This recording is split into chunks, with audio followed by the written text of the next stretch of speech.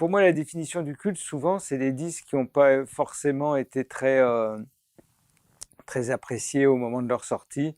Et souvent, on a tendance à les classer cultes quand, avec le temps, finalement, ils sont mieux compris ou plus appréciés.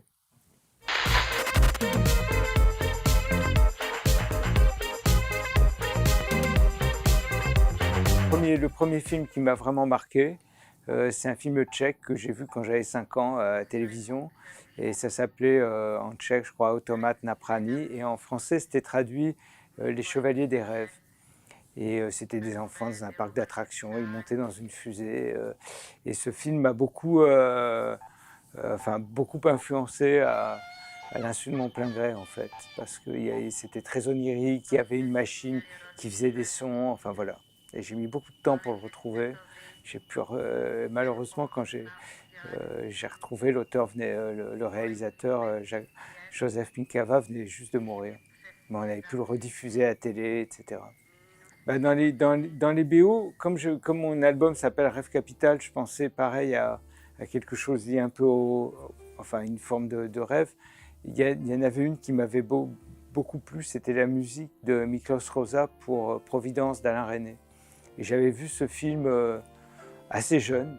Je sais pas comment j'étais tombé sur le truc de Resnais, mais je crois que j'avais rien compris au film, hein. Mais j'avais adoré. Et je crois que la musique était pour beaucoup. Mais j'aimerais bien le revoir aujourd'hui. Et cette musique, la valse crépusculaire de Providence, je trouvais ça très beau. C'est difficile les albums quand on aime la musique d'en citer un. Donc j'ai pensé au premier album de Propaganda, parce qu'il y avait un morceau qui s'appelait Dream Within a Dream, qui était avec c'était très étonnant pour l'époque, parce que c'était assez hypnotique, il y avait une trompette totalement aérienne, et c'était magnifique. Ça durait très longtemps, il devait durer 8 ou 9 minutes.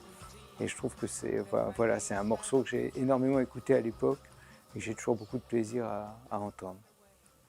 J'ai pas un livre de chevet, mais je pense à une nouvelle de Ballard qui paraît aller très bien avec l'époque, qui s'appelle Des vacances formidables. C'est une nouvelle qu'il a écrite à la fin des années 70 et c'est une succession de cartes postales.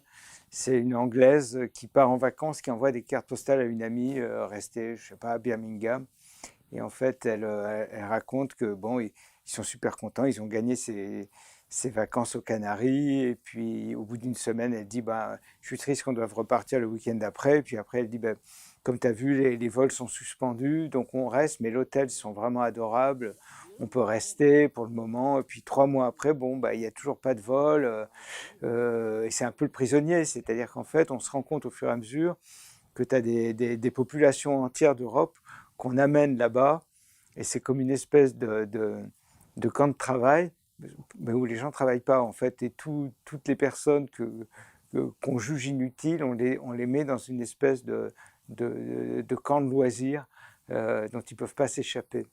Et je trouve que dans ce monde où on a été complètement assigné à résidence et avec presque une injonction de loisir, je trouve que cette nouvelle est assez prémonitoire. Ça me fait très très plaisir que plus de 20 ans après, j'ai l'impression qu'il se passe plus de choses autour de cette sortie qu'au moment où il était sorti. Et ça, c'est génial.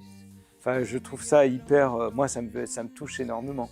C'est un disque que j'ai eu beaucoup de mal à sortir à l'époque. Il m'a fallu des années pour le commercialiser. C'était un parcours vraiment douloureux. Et de sentir ça aujourd'hui, de sentir cette compréhension et cette affection, moi, ça me touche énormément.